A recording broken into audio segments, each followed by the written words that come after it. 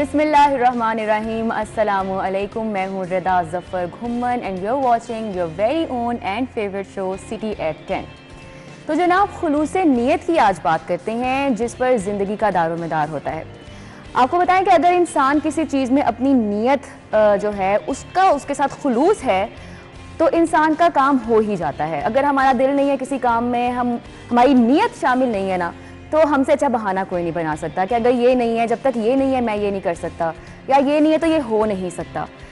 तो जब तक आप अपनी नीयत को मजबूत नहीं रखेंगे, अपने इरादे पुख्ता नहीं रखेंगे, तब तक आपका काम नहीं होगा। और अगर आपके इरादे मजबूत हैं, आपकी लगन है और आपका जो खुलूस है, जो कि आपकी अपनी ही नीयत के साथ है, वो उस चीज़ में शामिल है ना, तो मंजिलें जो हैं वो खुद आपके पास चल कर आएंगी इंशाअल्लाह।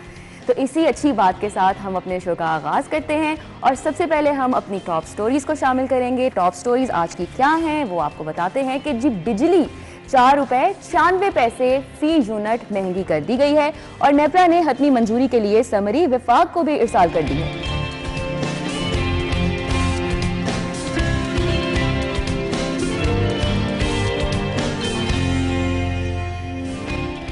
वज़ीर आला की ज़ेर सदारत काबीना का इजलास, अस्पतालों की अपग्रेडेशन के लिए 5 अरब मंजूर कर लिए गए। नून लीग का हर हल्के से इलेक्शन लड़ने का ऐलान, नवाज शरीफ के इस्तकबाल के लिए तैयारियां भी शुरू।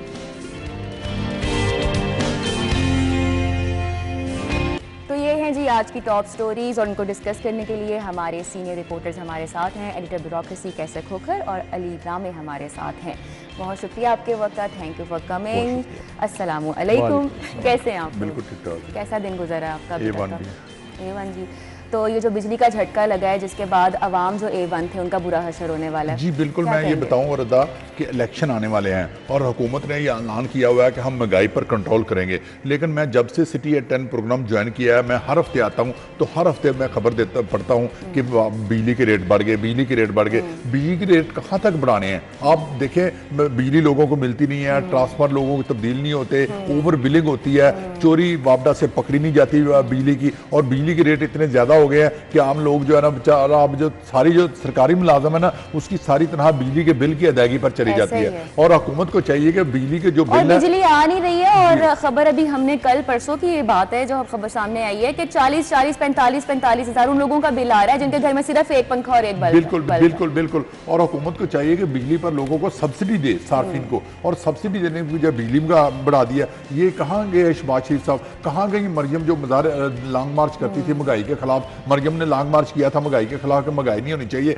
और लॉन्ग मार्च कर दिया था। अब मरियम कहाँ है? देखिए, इतनी महंगाई हो गई है, ये बिजली के रेट बढ़ गए हैं, दूसरी चीज़ों की कीमत बढ़ गई है, टैक्सों की कीमत बढ़ गई है, हर चीज़ महंगी हो गई है, लोगों के लिए रहना मुश्किल हो गया। एक किराए का जो मकान में रहता है वो किराया दे या बिजली का बिल दे? ऐसा ही है। अली रामे, आप क्या कहेंगे?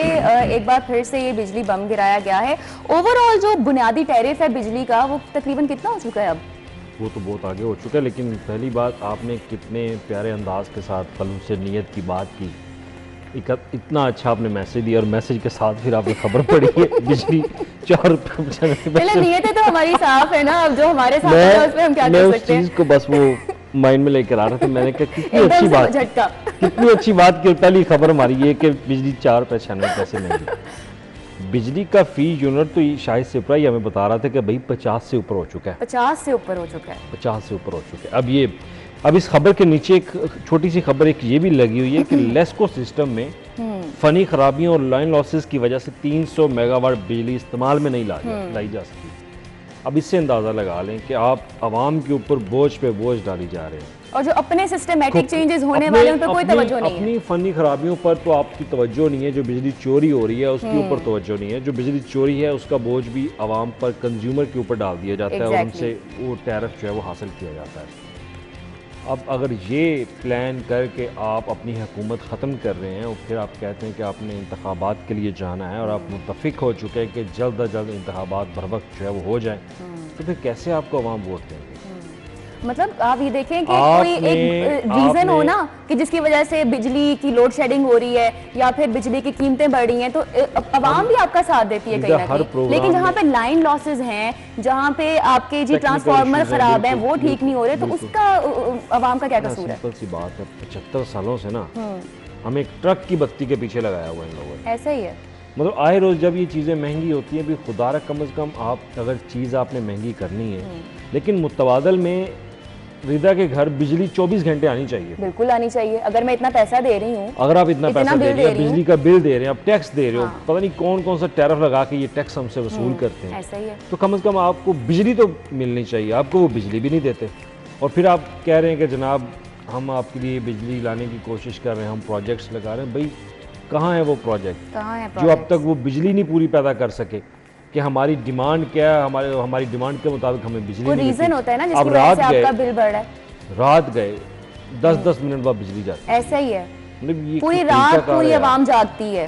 पूरी आवाम, बच्चे सो नहीं पाते। मतलब जिनके घर पे यूपीएस लगा हुआ है, जनरेटर या सोलर सिस्टम है, वो ब्लेस्ड वो है, तो जिनके अपने नहीं है, जो कि मोस्टली आवाम के घरों में नहीं है। तंग घरों में रहते हैं, जिनके पास कोई और वसीला नहीं है, उनका क्या होगा?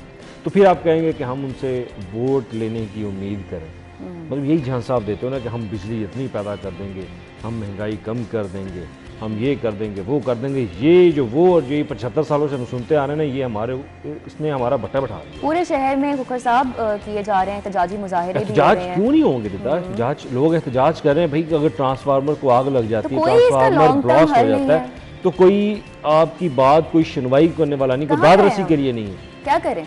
मतलब लाकानूनियत इतनी हो चुकी है, आप फैसिलिटेट नहीं कर सकते। आपकी कस्टमर सर्विसेज जो है वो बिल्कुल फारिग होकर रह चुकी है। Who exactly is responsible for this? जो किसको कहें हम इक़्तिदार responsible? में जो इक़्तिदार कौन में ऊपर आने वाले ऐसा लोग इक़्तिदार हैं, में जो बैठा है? इक़्तिदार में आने वाले लोग हैं, वो इसके जिम्मेदार हैं। जो इदारे हैं, क्या लेस्को वो किसके अपना अंडर है? पूरी कारकर्दगी जो है वो अगर दे रहे हैं? अगर हम परफॉर्मेंस पे आ जाएंगे ना, हाँ। डिपार्टमेंट की परफॉर्मेंस के ऊपर, तो फिर आवे का आवाज बिगड़ा पड़ा। वही बात है ना कि जब अवाम ऐसे होंगे फिर ही जब ऊपरली हुक्मरान सतह पर ऐसे ही होंगे। लाकानूनियत हो, कानून को फॉलो ना किया जा रहा हो, तो फिर आप नीचे कैसे कानून नाफिज कर सकते हो? लोग यकीन करें, इंसाफ के लिए, अपने मसाइल के हल के लिए दर बदर की ठोकरें खा रहे हैं। सिंपल सी बात है। कोई बंदा कोई अपनी महकमे के अंदर कोई एप्लीकेशन ले जाए, अपने मसले का हल लेकर चला जाए ना रिदा, तो उस मसले का हल बगैर सिफारिश या बगैर पैसे दिए हल नहीं है। आपका इलाज बगैर सिफारिश के नहीं होता। आजकल अस्पतालों में चले जाओ भाई आप तगड़ी से तगड़ी सिफारिश करवा लो, आपका काम नहीं हो पाएगा। ऐसा ही है। मतलब हर बंदा इतना बेहिस हो चुका है, उसमें इखलाकियात का तो वो जो एक होता है ना अंसर, वो तो ख़त्म हो चुका है। हम इतने लोग बेहिस हो चुके हैं इस वक्त कि हम अपना काम जो है वो सही तरीके ईमानदारी से नहीं कर पा रहे। हम ना कर रहे हैं ना लोगों की हम मदद करें। मतलब एक बंदे ऑफिस में किसी क्लर्क के पास कोई फाइल आ जाती है कि भाई ये काम कर दो, वो बिला वजह उस फाइल को उसके लिए रुकावट बनेगा। जब तक आप उसको एक वो मैसेज लगा हुआ है कि मुठ अलाउंस इसको नहीं देंगे, जी बिल्कुल, पैसे हाथ में नहीं देंगे, तब तक तो भाई वो करेगा नहीं काम होता आपका। ये एक सिंपल सा फार्मूला, भाई या पैसे कॉल दे नहीं अपना जाएगी। काम करवाएं। जब पैसा नहीं है तो कॉल जाती है, पैसा नहीं तो फिर कॉल जाती है। है। तो ये मगर सूरत हाल है। साहब एसी बंद हो गए या पंखे भी बंद हो जाएंगे आवाम के? जी बिल्कुल। एसी भी तो वैसे पहले इतनी ज़्यादा बिजली महंगी हो गई है क्योंकि एसी को अफोर्ड करने मुश्किल हो गया है। बिल्कुल। दूसरा ये है कि अगर कहीं एसी चलते हैं तो बिजली का इशू बनता है कि बिजली कम या ज़्यादा आती है, ट्रांसफार्मर का इशू होता है। अप्लायंसेस जल गए हैं घरों बिल्कुल, में, जो लोगों के बार-बार बिजली आने इलेक्ट्रॉनिक जाने का की वजह सामान से जो है वो जल रहा है, और रहा है। बिजली के जो वो लोड का इशू है वो एक अलग इशू है। लेकिन वापडा जो अभी तक ना अपने सिस्टम को अपग्रेड कर सका है, बिजली के रेट बढ़ाता जाता है। हुकूमत इस मामले में टस से मस नहीं हो रही है। इलेक्शन आ रहे हैं और इस वाले से ये देखें हुकूमत ने अपोजिशन को दबा दिया। अपोजिशन की कोई आवाज़ सुनने वाला भी नहीं है अब, ना कोई इनकी मुखालफत करने वाला अपोजिशन में, ना असम्बली में कोई अपोजिशन वाला है, ना सड़कों पर कोई अपोजिशन वाला है। और हुकूमत जो है अवाम पर कभी बिजली का बिल बढ़ा देती है, कभी बिजली के बिल, और कभी जनाब गैस का बिल बढ़ा देती है, कभी महंगाई में बढ़ा देती है। हक में मना हो चुका है ना जी। क्या कर सकते हैं? अवाम कहाँ जाएं, किसके पास जाएं? कोई हल नहीं नजर आ रहा किसी बस को। ये कि अवाम अपना जो उनके पास एक ताकत है वोट की, अगर वो हमारा सही तरीके से पाकिस्तान में कभी ना कभी हो ही वो भी जाएगा।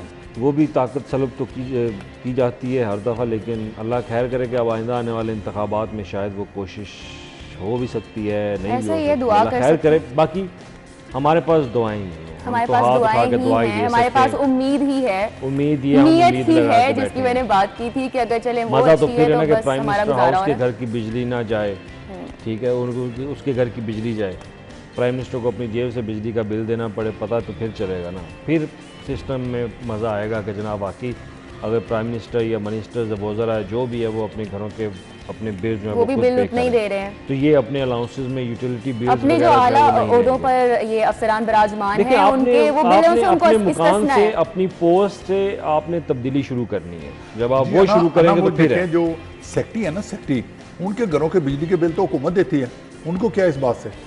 अब जो आला ब्यूरोक्रेट है उनके बिजली के बिल जो है घरों के हुकूमत देती है, टेलीफोन का बिल हुकूमत देती है, उनके गाड़ी के पेट्रोल जो है सरकारी खुला पेट्रोल है, जितना मर्जी इस्तेमाल किया जाए, नो लिमिट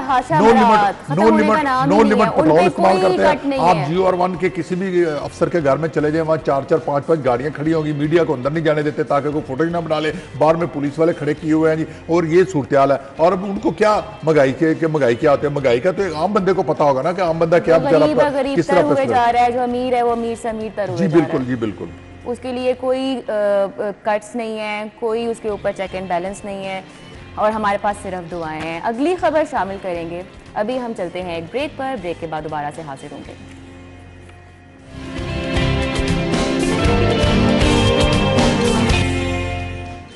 वेलकम बैक। तो अब हम अपनी नेक्स्ट स्टोरी की तरफ चलते हैं। नेक्स्ट हमारी जो न्यूज़ है वो है वज़ीर आला की ज़ेर सदारत काबीना का इजलास हुआ है जी, और बड़े अस्पतालों की अपग्रेडेशन के लिए 5 अरब रुपए मंजूर कर लिए गए हैं। जी बिल्कुल, किस तरह से काम होगा? जी बिल्कुल रिदा, ये बहुत अच्छा काम है कि जो बड़े अस्पताल हैं उनको अपग्रेडेशन को हो रही है। 5 अरब रुपए मुख्तर रखे गए हैं। ये मुल्तान, फैसलाबाद, लाहौर के अस्पताल हैं। लेकिन इससे भी ज़्यादा अच्छा ये होता कि जो तहसील हेडक्वार्टर के अस्पताल हैं या जो ज़िलों के अस्पताल हैं उनकी भी अपग्रेडेशन की जाती है। क्योंकि हो ये रहा है कि जो अटक, मियाँ वाली और पिंडी या राजनपुर या डीजी खान या बूरा, व्याड़ी, रेमियर खां, बावलपुर, उनके सारे पेशेंट जो है ना वो लाहौर आ रहे हैं या फैसलाबाद जा रहे हैं या मुल्तान जा रहे हैं। उन इलाकों के अस्पतालों को भी अपग्रेड किया जाए ताकि उन इलाकों के अस्पतालों के जो पेशेंट है वहाँ पर ही उनको इलाज हो सके, वो लाहौर ना आ सके, लाहौर में रश ना हो सके या बड़े अस्पतालों को रश ना हो सके। लिहाजा अच्छा कदम है कि बड़े अस्पतालों की अपग्रेडेशन हो रही है। लेकिन जो तहसीलों जिलों के अस्पताल है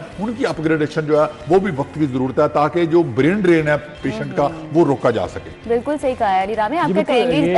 फंड जारी किए जा रहे हैं, शोबा सेहत में बहुत काम हो रहा है, लेकिन बड़े अस्पतालों पे फोकस किया जा रहा है। आपको लगता है इसकी असल वजह यह है कि निगरान ज़िला पंजाब का फोकस ये है कि पंजाब के जो हॉस्पिटल्स हैं, बजाय कि नए हॉस्पिटल बनाने के, आप जो उनका मौजूदा इंफ्रास्ट्रक्चर है उसको बेहतर कर लें। अगर वो खस्ता हाल नहीं है, अगर उसकी इमारत बेहतर है, अभी वक्त दरकार है, तो उसकी इमारत को मज़ीद बेहतर किया जाए। वहाँ पे जो उसकी रेनोवेशन है, रीवैम्पिंग है, वो की जाए।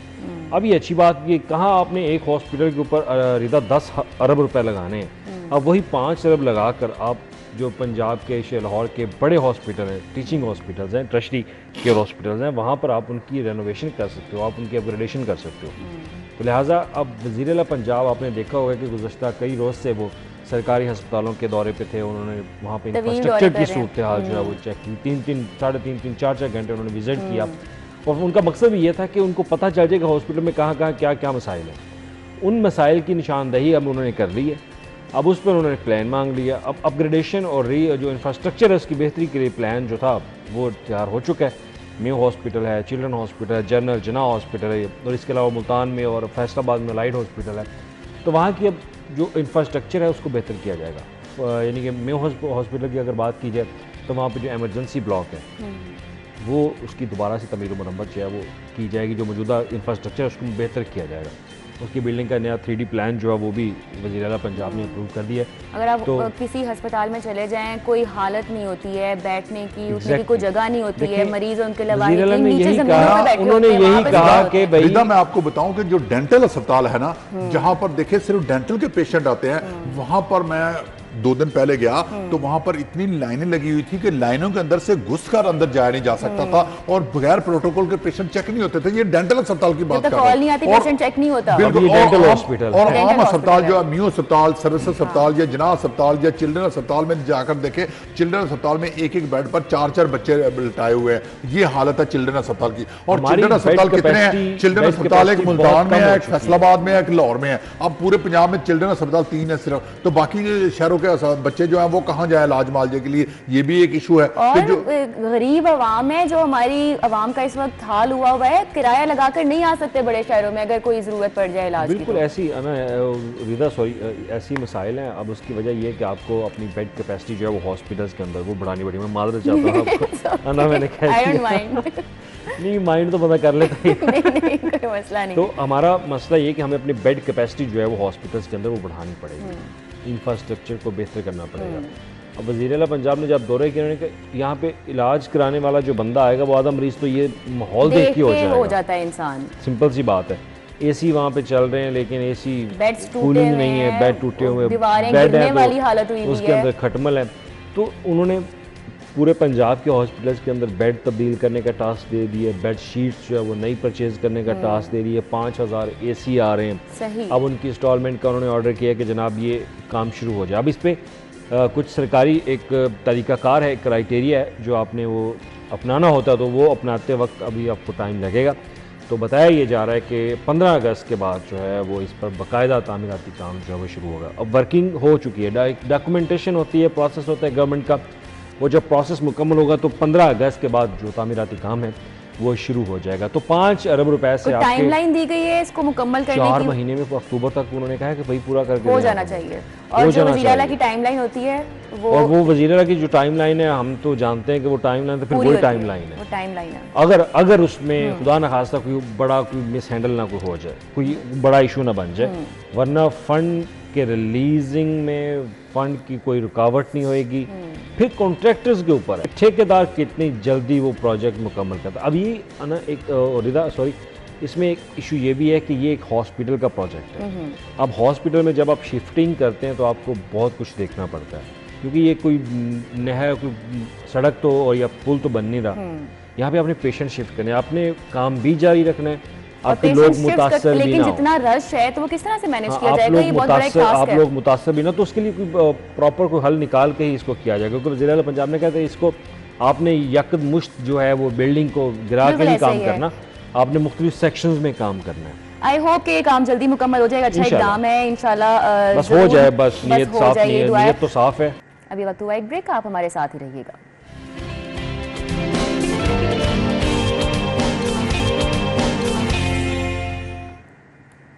और वो है जी कि नून लीग का हर हल्के से इलेक्शन लड़ने का ऐलान, इंतखाबी मुहिम का बाकायदा आगाज कर दिया गया है। कैसे साहब, नवाज शरीफ के इस्तकबाल की तैयारियां भी शुरू कर दी गई हैं? जी बिल्कुल। सानिया 9 मई की आड़ में जो है मुस्लिम लीग नून ने अपने मुखालफिन जो है उनको तो ख़त्म कर दिया है, उनको सीन से हटा दिया है, उनको सियासत से रोक दिया है। और अब क्या होगा, वो पंजाबी का मुहावरा है कि गलियां हो जाए सुनियां में मिर्जा यार फिरे, अब होके रह के गए पीछे। अब ये इलेक्शन तो नहीं ना होंगे, ये तो सिलेक्शन होगी, ये मेरिट पर election, fair and free election नहीं होंगे, ये एक सिलेक्शन होगी। और दूसरा ये कि इस वक्त इलेक्शन में देखें, ये नून लीग जो इलेक्शन में जा रही है कौन सा नारा लेकर जा रही है? महंगाई देकर जो जा रही है, जो बिजली के बिल बढ़ रहे हैं ये देकर लेकर जा रही है, जो पेट्रोल की कीमतें बढ़ रही हैं ये लेकर जा रही है, जो गरीब लोग खुदकुशियां कर रहे हैं वो लेकर जा रही हैं, जो लोग सड़कों पर हड़ताल कर रहे हैं, कभी एपका ने मुजाहरा किया होता है, कभी सेक्रेटरी के मुलाजमीन ने मुजाहरा किया होता है, कभी टीचरों ने रस्ते रोके होते हैं, और महंगाई के अलावा और गवर्नमेंट ने दिया गया। और ये आवाम से किस मुंह से जाकर वोट मांगेंगे, किस मैंडेट के तहत जाकर वोट मांगेंगे?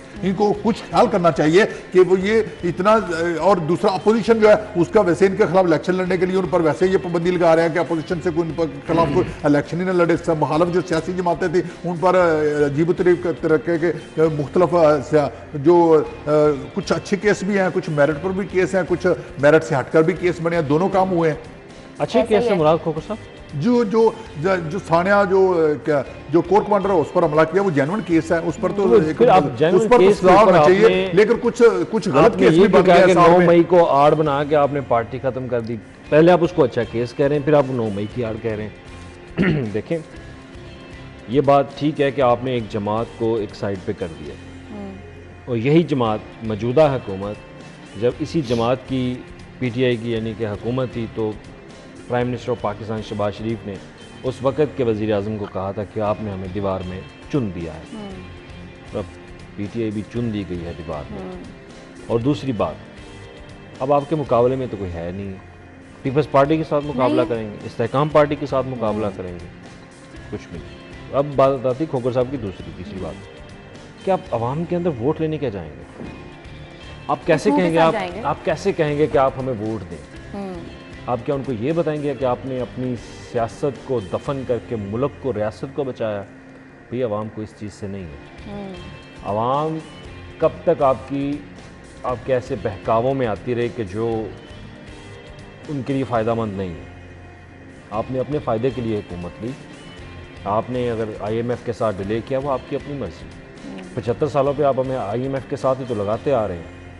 तो सिंपल सी बात है कि जब आप आवाम में जाएंगे अगला बंदा पूछेगा भाई आपने किया क्या है जो हम आपको वोट दें। तो ये देखना होगा कि मुस्लिम लीग नून अपना मंशूर क्या लेके जाती है, अपना एक नरेटिव क्या लेके जाती है आवाम के अंदर कि क्या वजह है कि लोग उनको वोट दें।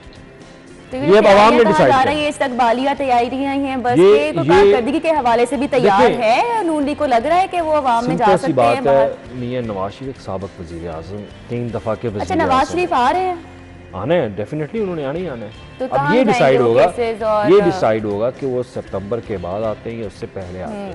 लेकिन बहुत ज़्यादा हल्के यही बताते हैं कि वो सितंबर के बाद, क्योंकि सितंबर जो है वो हमारे पाकिस्तान में कंफर्म्ड कि वो आ रहे हैं, उन्होंने आना ज़रूर है। अब ये अहम चीज़ है कि सितंबर से पहले आते हैं या बाद में आते हैं। अब सितंबर मोस्ट इम्पोर्टेंट चीज़ है, जो सुन रहे हैं उनको समझ आएगी कि सितंबर क्या है। अब वो सितंबर का वेट कर रहे होंगे तो उसके बाद उन्होंने आना लाजमी है। और दूसरी बात, उनके आने से मुस्लिम लीग नून को एक फ़र्क ज़रूर पड़ेगा। वो पार्टी का लीडर है, पार्टी का कायद है। इतना फ़र्क पड़ेगा कि जीत जाएगी? देखिए ये अब डिपेंड करता है आपकी कंपेन के ऊपर कि मियां नवाज शरीफ जब कंपेन को लीड करेगा तो वो कैसे करेगा।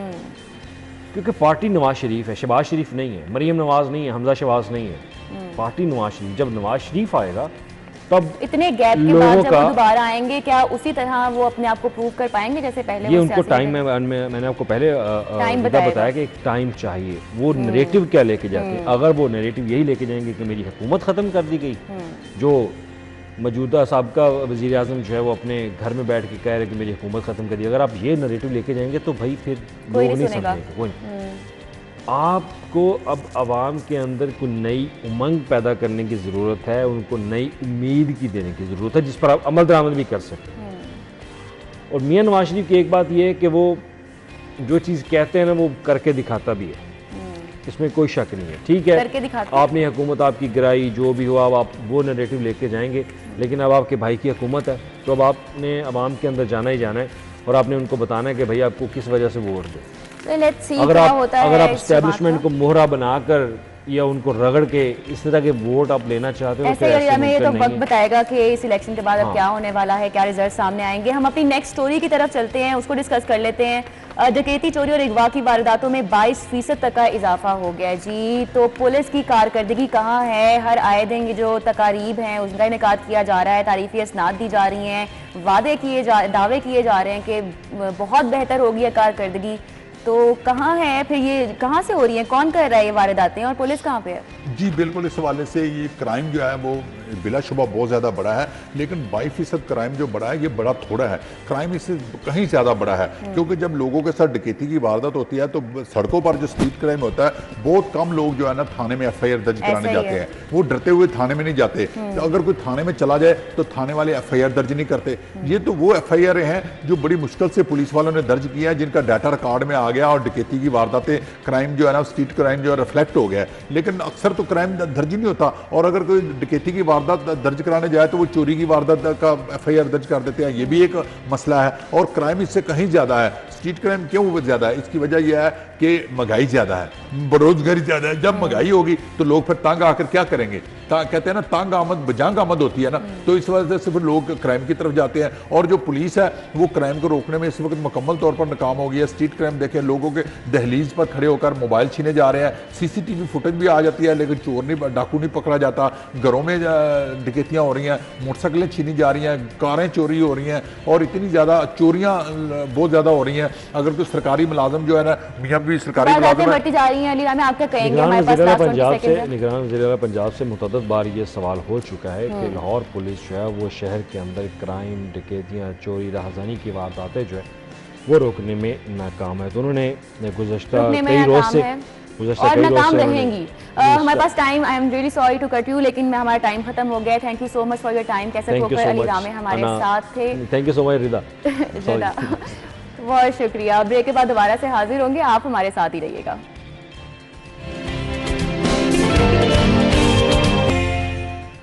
Welcome back to the show. तो अब हम आगे चलेंगे इस प्रोग्राम में और बात करेंगे, हमारे साथ हमारे गेस्ट भी मौजूद हैं। एक बहुत यूनिक, मुनफरिद और डिफरेंट जॉनरा का एक गाना है जो कि मैंने सुना, और ये गेस्ट भी आज हमारे साथ उसी हवाले से मौजूद हैं। सॉन्ग राइटर हैं रेहान हाशमी और अनवार गिलानी है हमारे साथ, जिनका तखल्लुस है अनवारगी। पहले तो अस्सलाम वालेकुम, welcome to the show, thank you for your time. एक बहुत मुनफरिद सा गाना है जो आपका नया रिलीज़ हुआ है, मैंने सुना है और मुझे खासा अच्छा लगा है। It was very different. तो how did the idea come? I start with you कि ये जो आपने गाना लिखा है इसमें क्योंकि इंग्लिश उर्दू वर्ड्स मिक्स हैं, तो इट्स नॉट कॉमन शायरी, तो इसकी इंस्पिरेशन आपको कैसे मिली? इंस्पिरेशन को मैं आमतौर पे जब इनसे शेयर किया करता हूँ तो यही कहा करता हूँ कि ये एक ताज़ा चुटकुला सुनिए। तो वही है कि मैंने ये जो इसको अस्थाई कहा जाता है, काम ज़्यादा नहीं इतना केवल करो, थोड़ी हलचल करो, इश्क वायरल करो, ये मैंने इनको सेंड किया था। और तो ये इंस्पिरेशन कहाँ से आई? बस एकदम से ऐसा होता है कि जब आप सॉन्ग राइट करते हैं, कोई नज़म लिखते हैं, कोई कुछ भी क्योंकि आप लिखते हैं, जी जी, तो वो इंस्पिरेशन कहाँ से आती है आपको? एकदम से बस आमद होती है, जैसे शायर कहते हैं कि मुझे आमद हुई है, आपके साथ भी ऐसा होता है? जी, आमद के बारे में भी वो एक शेर में अर्ज़ किया करता हूँ कि वक्त करता है परवरिश बरसों, हादसा एकदम नहीं होता। तो वो बहुत सी फीलिंग्स जो हैं वो रुकी हुई होती हैं आपके अंदर, तो वो किसी एक मोमेंट में जो है वो आप पे मुनकशिफ हो जाती हैं, खुल जाती हैं। तो आप बचपन से शायरी कर रहे हैं? बचपन से ये शौक था आपको? बचपन से जो है, यानी एक दिलचस्प और एक अजीब सी मिसाल दूंगा मैं कि मेरी खाला की हैंड राइटिंग बहुत अच्छी थी, तो मुझे लगता है कि ये एक टिप भी हो सकती है लिखने वालों के लिए कि अच्छा लिखने के लिए अच्छा लिखना, लिटरली अच्छा लिखना जो है कि वो जाहिर है आपको रिटन वर्ड की से मुतासिर होना जो है वो सिखाती है, और उसके बाद जब आपको लिखे हुए लफ्ज़ अच्छे लगते हैं तो फिर आप अच्छा लिखने की भी कोशिश करते हैं। ऐसा ही है, आपकी तरफ आऊँगी। तो आपने कंपोज किया गाना, मतलब आपने ये सिंग किया है गाना? हाँ, मैंने गाया है इसको। अच्छा। इसकी कंपोजिशन की है खालिद खान, अच्छा, कव्वाल हैं एक, जी जी, उन्होंने, और म्यूजिक भी उन्होंने दिया, खालिद भाई। तो आपको कैसे ये आप दोनों ने डिसाइड किया कि जी ये गाना है, ये इनकी आवाज़ पे फिट हो रहा है, तो हमने इनसे ही ये सिंग करना है? मतलब are you guys friends? How do you know each other? वो हमारी एक गायबाना मुलाकात थी। अच्छा। पूरे 2 साल से उस गायबाना मुलाकात में हमने ऑनलाइन कोई किसी प्रोजेक्ट पे काम किया था, तो वो मैंने कंपोज किया था इनका भी काम, तो वो उसको, तो गायबाना इनकी मुलाकात में हमने एक गाना इससे पहले हमारा हुआ था, वो इश्क नहीं वो गाली है, वो भी इन्होंने लिखा था, तो उसको हमने मिले बगैर ही लॉन्च कर दिया था। अच्छा, एक फ़ोन, मतलब फ़ोन पे बात होती थी, और ये जब भी कुछ लिखते थे तो मैं एकदम एक्टिव हो जाता था कि यार क्या नई चीज़ आ रही है। तो इस तरह ही दूसरा गाना भी फिर हमारी मुलाकात हुई, तो साथ प्रोजेक्ट्स करने लग गए, काम शाम। तो आपने प्रॉपर म्यूज़िक की तालीम भी हासिल की हुई है, तो उसमें क्या क्या सिखाया जाता है? क्योंकि देखें आजकल इसको तालीम के साथ मुझे नहीं लगता मुंसलिक किया जाता है, स्पेशली जब कोई सिंगर होता है तो वो एक नेचुरल चीज़ होती है, बच्चे बचपन से गा रहे होते हैं, एक शौक़ पैदा हो जाता है, लेकिन बाकायदा तालीम हासिल करना, ये रुझान कम ही देखा जाता है। तो आपको ये ख्याल कैसे आया? जी, आजकल आपको पता है लोग इजी वे ढूंढते हैं मौसीकी में, क्योंकि स्टूडियोज़ में बड़ी नई नई चीज़ें आ गई हैं, हर बंदा खड़ा करें और गाना रिकॉर्ड हो जाता है और इफेक्ट लग जाता है। ऐसा ही है, हाँ। तो खैर मैं बचपन से सीखता आ रहा हूँ क्लासिकल, लेकिन अब आपको पता है कमर्शियल दौर, टोटल मूव हो गए लोग, तो वो उसके हिसाब से अब चल रहे हैं। तो आपके उस्ताद कौन थे? मेरे उस्ताद हैं उस्ताद बदरुल खान साहब, वो कसूर घराने से हैं। अच्छा, तो उनसे मैंने क्लासिकल की तालीम सीखी, फिर मैंने अपनी म्यूजिकोलॉजी की। अच्छा, ये गाना जो है ये क्लासिकल से थोड़ा हटके है, it's more like pop culture song? नहीं, पॉप नहीं है ये, कमर्शियल फोक कह सकते हैं आप इसको। अच्छा। कव्वाली लाइक थोड़ी थोड़ी बिकॉज इट्स अ मिक्सचर ना, एक कव्वाली की वो एक फील भी दे रहा है, लेकिन इसके वर्ड्स क्योंकि इश्क वायरल करो। अच्छा, ये इश्क वायरल करो, ये वायरल, और ये मैं आपसे पूछना चाह रही हूँ कि मतलब होता है ना इंसान के अंदर एक थॉट होती है ऐसी जिसकी वजह से वो चीज़ लिखी जाती है, तो वो आपकी थॉट क्या थी इसके पीछे? सबसे पहला तो तस्वुर ये था कि पहला हमने ये आप कैची वर्ड्स खुद डाले आपने बीच में आजकल की जनरेशन के मुताबिक, ताकि जैसे होता है कि आज कल के लोग, बच्चे जो हैं, जवान नस्ल, अब इस तरह के वर्ड सुनना चाह रही है। हाँ, जो जाहिर है जिस तरह से ज़िंदगी का चलन जो है वो तब्दील हो जाता है। और चूँकि ये मुशायरे का हिस्सा नहीं है, ये वो गज़ल नहीं है कि जो शायर नॉर्मल कहते हैं, क्योंकि सॉन्ग राइटिंग एक बिल्कुल डिफरेंट एक्सपीरियंस है। और मैं कहा करता हूँ कि हर सॉन्ग राइटर जो है वो बाकायदा शायर हो सकता है, लेकिन हर शायर जो है वो सॉन्ग राइटर नहीं होता। अच्छा। तो इसलिए इसमें कुछ और तरह की रम्ज़ शनासी जो है वो चाहिए होती है। तो इसके अलावा आपने और गाने भी लिखे हैं? जी, ये मेरी एल्बम का एक जो है वो इनिशिएटिव है मेरी तरफ से, और उसका ये दूसरा। और वो भी इसी तरह के हैं जिसमें एक डिफरेंट यूनिक से वर्ड्स हैं, या फिर वो इससे थोड़े हट के? जी, हर दफ़ा मैं मेरे यहाँ जो है वो कोशिश होती है कि जो है ना एक ह्यूमर हो और एक प्लेफुल साइड आपको एक शायर की नज़र आए, और वो है। तो पिछला भी जो है, जैसे उसमें एक लाइन थी कि आंखें कंगली ख्वाब गली जाने को किराया लगता है। अब ये तस्वुर देख लें तो ये अच्छा, आपसे कोई नज़म सुनते हैं हम, जो आपकी अपनी लिखी हुई और आपकी अपनी फेवरेट हो। जी, हाल ही में जो है एक नज़म मैंने लिखी, और वो यूँ समझ लें कि एक छोटा सा सफ़रनामा है, और वो मैं पेश कर सकता हूँ। जी जी, श्योर। अच्छा, मैंने एक और बात पूछनी थी कि जैसे आजकल होता है कि पहले बचपन में हम देखते थे कि मुशायरे होते थे, ये एक बहुत ज़्यादा वो एक ट्रेंड था, जब बड़े भी अपने बच्चों को लेके जाते थे, मुशायरे में बैठते थे, अदब की क्लासेस होती थी, बातें वैसी होती थी, गुफ्तगू वैसी होती थी। लेकिन क्योंकि अब जाहिर सी बात है फ़ोन का दौर आ गया है, सारे ट्रेंड्स चेंज हो गए हैं, तो ये चीज़ें ख़त्म होती जा रही हैं। अब हम नहीं देखते कि बच्चों को ये चीज़ बोरिंग लगती है। आजकल की जो नस्ल है उसको बहुत कम ये रुझान जो है वो श्रिंक होता जा रहा है, और शेर व शायरी में इंटरेस्ट नहीं रहा। जो चीज़ फ़ौरन से क्लिक करती है बस हमें वही अच्छी लगती है, क्योंकि इसमें थोड़ा गहराई में जाना पड़ता है, अपनी थॉट्स को थोड़ा डीप करना पड़ता है, तो हम इसे अवॉइड करते हैं। तो किस तरह से आपको लगता है कि इस रुझान में भी अब मज़ीद इजाफा होना चाहिए, या क्या पेरेंट्स को इस तरह करना चाहिए जो पुराने हैं लोग, कि नई नौजवान नस्ल में ये रुझान बढ़े? ये दरमियान में कोई एक मिसिंग लिंक आया ऐसा कि हालांकि मैं जब अपने बचपन का ज़माना देखता हूँ तो देखें, हमारी आंख खुलती थी तो चाचा जी जो मुस्तनसिर हुसैन तारड़ साहब, उनकी आगोश में जो है वो हम यूँ समझें कि बड़े हुए। अच्छा। और हसीना मुइन के ड्रामे देखते थे, बड़े लोग थे, बड़े नाम थे। हाँ, ड्रामों की जॉन एलियां हैं। हाँ जी। और यानी उनके यहाँ भी यही ज़राफ़त, यही ह्यूमर, यही प्लेफुल साइड जो है आपको नज़र आएगी। और नसर में देखें मुश्ताक अहमद यूसुफी साहब, और इसी तरह से जो है अभी भी बहुत बड़े और बहुत टैलेंटेड लोग हैं, लेकिन उस तरह से मुझे लगता है कि हमारा अपना जो ध्यान है उस तरफ कम होता जा रहा है। जी, इन चीज़ों की तरफ हम जो है ना उनको वो उस दरवाजे की चाबी देना भूल गए। हाँ। जिसमें ये सारा ख़जाना है, और वो अब अपने तौर पे नई नस्ल जो है वो डिस्कवर कर रही है तो कर रही है। इवन मैं एक इंतहाई कमर्शियल एग्जांपल दूंगा, अभी बिली आइलिश का एक सॉन्ग रिलीज़ हुआ है, बारबी फिल्म, जो इंतहाई कमर्शियल हॉलीवुड वेंचर है, और उसमें उन्होंने मुख्तलिफ सिंगर्स को जो है वो मौका दिया कि आप कैसे इसको इंटरप्रेट करेंगे, और आप उसमें बिली आइलिश का सॉन्ग सुने, what was I made for. अच्छा, I haven't heard that yet. Even उसका टाइटल जो है, उसने मतलब एक कमर्शियल प्रोडक्ट को जिस तरह से पर्सनलाइज किया, तो और उसको सुनते हुए मेरी आंखों में आंसू आ गए। अच्छा, इतना इमोशनल डेप्थ उसमें डाल दी है, इतनी कमर्शियल। अच्छा, वो इज योर, मैं आपसे पहले कहूँगी फिर आपसे हम नज़म सुनेंगे। एक सवाल जो मेरे जहन में आया कि आपका फेवरेट सिंगर कौन है जिसे आप इंस्पिरेशन लेते हैं आजकल मौजूदा दौर में? मौजूदा दौर में सबसे पहले मेरे उस्ताद ही हैं। हाँ जी, बिल्कुल, वो तो है। तो फिर उसके बाद आपको पता है कि जॉनरास की बात कवाली आ जाए तो नुसरत फतेह अली खान साहब, और गज़ल वाले हसीन आ जाए तो गुलाम अली साहब हैं, मेहदी हसन खान साहब हैं, और वैसे काफ़ी लोग हैं इंडिया पाकिस्तान से। सही हो गया। अच्छा, आपसे मैं अब नज़म सुनूंगी, अपनी आपकी फेवरेट नज़म। जी बिल्कुल। और ये नज़म मैं आपको और अपने सुनने वालों के अलावा एक दोस्त हैं समीहा खालिद, उनका सफ़रनामा भी पब्लिश हुआ है, मैं तुम और नांगा पर्वत। अच्छा। तो उनको ये टैग करना चाहूँगा आजकल की ज़ुबान में।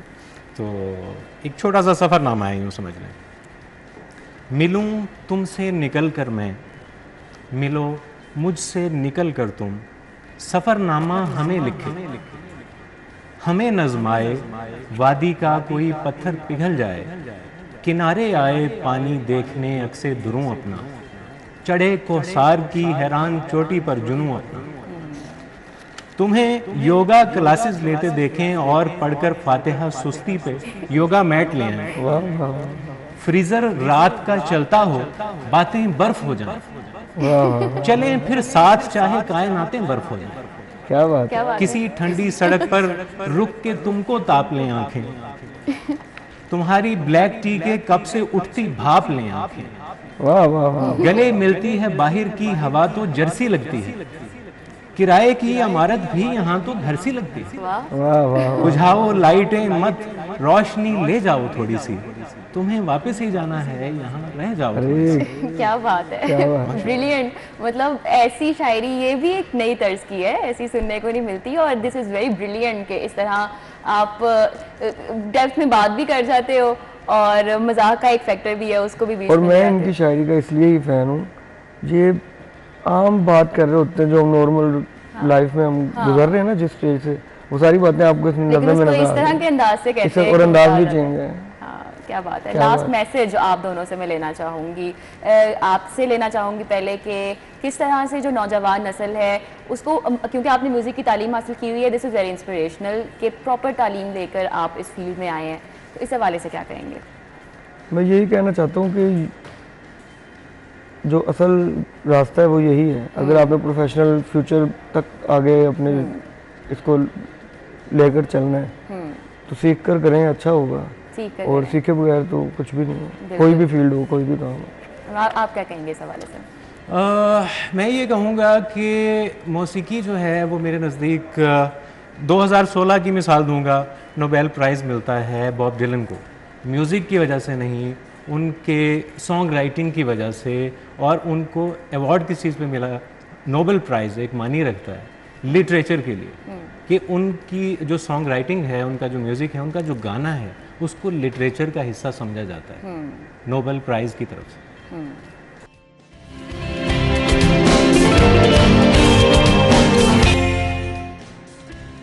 Welcome back to the programme. और आज का जो हमारा नेक्स्ट टॉपिक है that is very interesting for me as well, क्योंकि आजकल बारिश का मौसम है और बारिश का मौसम हर एक को बहुत अच्छा लगता है, बहुत मज़े के खाने को मिलते हैं और घर में सब इंजॉय कर रहे होते हैं, मौसम ठंडा ठंडा हुआ होता है। लेकिन इसके साथ काफ़ी सारी बीमारियां आ जाती हैं। हर एक बंदा कह रहा होता है कि यार मुझे बुखार फील हो रहा है। फिर स्किन की अगर बात की जाए, एलर्जीज़ होना शुरू हो जाती हैं, बड़े अजीब से मसले निकल आते हैं जो पहले हम नहीं फेस कर रहे होते। समझ नहीं आ रहा होता, कहते हैं बरसात का मौसम ऐसे ही होता है, बरसात का मौसम ऐसे ही होता है। तो वो क्या क्या बीमारियां होती हैं और उनका जो सोल्यूशन है, वो हमारी वेरी ऑनरेबल गेस्ट हमारे साथ हैं, मासूमा जहरा हर्बलिस्ट हैं और साथ ही साथ ये पल्स रीडर भी हैं, जो कि अभी मैंने इनसे बात की और I am already very amazed कि किस तरह से वो पल्स चेक करके ही बता देती हैं। जो आज का बेसिक टॉपिक है पहले उससे बात करेंगे, बाकी इनकी इतनी सारी एक्सपर्टाइज हैं वो सब पे बात करेंगे। अस्सलाम वालेकुम, वालेकुम वेलकम टू द अस्सलाम, शो। Thank you. टॉपिक थोड़ा सा काम का इस तरह से है कि क्योंकि आजकल आप जैसे पता है आपको बरसात का मौसम चल रहा है और स्किन के काफ़ी इश्यूज हो रहे हैं। Even I have got this breakout शुरू हो जाता है। तो क्या क्या बीमारियां आती हैं देखो, आयुर्वेद के अंदर इन होलिस्टिक साइंस हम सीजन्स को डिवाइड करते हैं। आपके अंदर भी सीज़न है, हमारे बाहर भी सीज़न है। आयुर्वेदिक पॉइंट ऑफ व्यू से जो समर एंड लेट फॉल तक का टाइम है, समर्स का लेट फॉल तक ये बनता है जून, जुलाई, अगस्त, सितंबर एंड मिड ऑफ अक्टूबर तक। ख़ास तौर पे जुलाई पीक सीजन है पिता का। पिता मतलब एक्सेस फायर। ओके। यहाँ गर्मी और हब्स। पिता का मतलब है लिक्विडी, गरम, जहाँ पे पसीने का ज़्यादा है या ह्यूमिडिटी जिसको आप बोलते हो। तो पिता अगर बॉडी टाइप में होगी तो वो ऐसी बॉडी टाइप होगी जिसमें ह्यूमिडिटी होगी। अच्छा। और अगर वो बाहर है तो बाहर का मौसम तो हमें पता ही है। अब ये सीज़न किन लोगों के लिए बहुत बुरा होता है। आप कह रहे हो ना बहुत सारे लोग हैं जिनको दाने निकलते हैं और जिस तरह आप हैं, अब ये किन लोगों के लिए वर्सन करेगा जो इटसेल्फ पिता डोषा के लोग हैं। मुझे होगा तो जिसने लेट्स सपोज मैं vata dosha. Term is very interesting. तो ये क्या कहाँ से आती है ये टर्म? ये आयुर्वेदिक टर्म है, आयुर्वेदिक टर्म है। उसके अंदर ये है कि जिस तरह आजकल का मौसम पिता जिनका एक्सेस है, जो बाय बर्थ पिता एक्सेस के साथ हैं, एक्सेस फायर के साथ हैं, अब ये वो लोगों की पहचान कैसे होगी? वो लोग जिनके स्किन पे ऑलरेडी पिंपल्स निकलते हैं, वो लोग जिनकी डाइजेशन नहीं अच्छी, जिनके नेक शोल्डर स्टिफनेस होती है, ये वो लोग हैं जिनके लिए ये सीजन ज्यादा बुरा है। क्यों? क्योंकि उनके इनर एक्सेस फायर ऑलरेडी है, वो ऑलरेडी डिहाइड्रेटेड है, और बाहर जब पसीना उनको ज्यादा आएगा, डिहाइड्रेशन बढ़ेगी, अब उनको स्किन डिजीजेस आएंगे, अब उनके बाल फ्रिजी हो जाएंगे, बालों में वो जान नहीं रहेगी।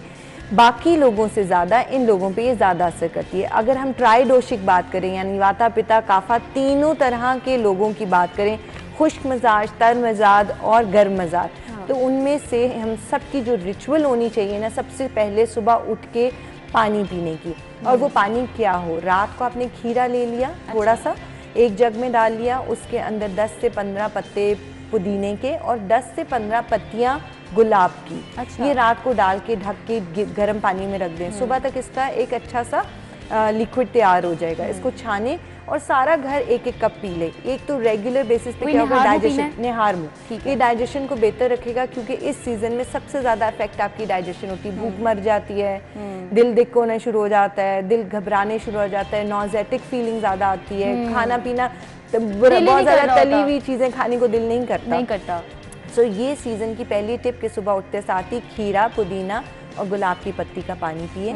उसके बाद सारे दिन में कोशिश करें डिहाइड्रेटेड रहें, हाइड्रेशन अपनी, पानी अपना पूरा करें। सो इसमें कम से कम 10 से 12 ग्लास पानी पिए, और उस 10 से 12 ग्लास पानी में एक अदद लीमू निचोड़ लें।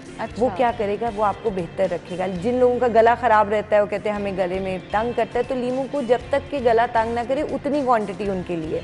हम कहते हैं नहीं 5-6 लीमू होंगे और वो लीमू पानी है, नहीं, लीमू के 2 कतरे भी किसी के लिए सफिशिएंट हो सकते हैं और किसी के लिए 2 लीमू भी बहुत कम हो सकते हैं। सो आप अपनी बॉडी टाइप के अगेंस्ट थोड़ा सा लेमन डालें और वो पानी सारा दिन पीते रहें, without salt and without sugar. Make sure कि पानी पीना है लीमू डाल के। अच्छा, इसके साथ साथ क्या है कि स्किन के लिए क्या करें?